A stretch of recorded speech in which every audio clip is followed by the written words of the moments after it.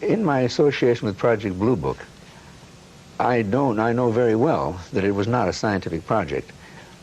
Also, I also know that they never would notify the media when an interesting case came up. They did everything they could to keep it down. So they definitely withheld information. You know, when I first interviewed Alan years ago, there was a theory going around that anybody who saw a flying saucer was probably befuddled by swamp gas somewhere in Louisiana and didn't know what he or she was seeing. We've had a lot of documentation since that time. I think that one of the main things that has come out here that Peter has done is to substantiate the credibility of many of the civilians, because it was easy to, and still is, to discredit a civilian. Much more difficult to discredit a military man.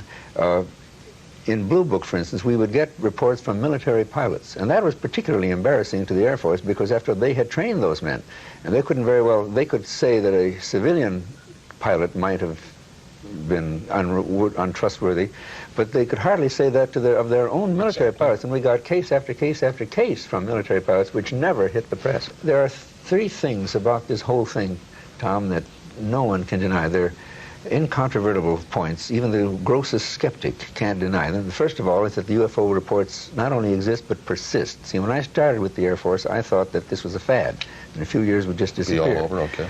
And it's global. We have reports now from 140 countries.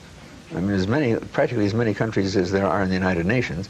And the most important of the three things is that many, unfortunately not all, but many of the reports come from highly credible, technically trained people, you see.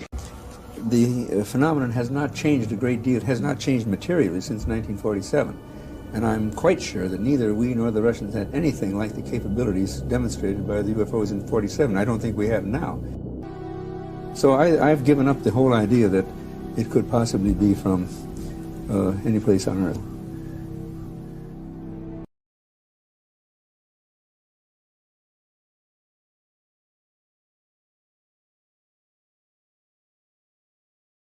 I'm Robert Briggs, Program Director of Bellevue Planetarium. Dr. Hynek, as a scientist, I think the ball is definitely in your court to prove or disprove the existence of these objects. Dr. Sagan, when asked the question, are UFOs for real, he said, extraordinary claims require extraordinary evidence. And I do not see, my colleagues do not see, specifically physical evidence to document. You and your colleagues, and Sagan particularly, have not studied it.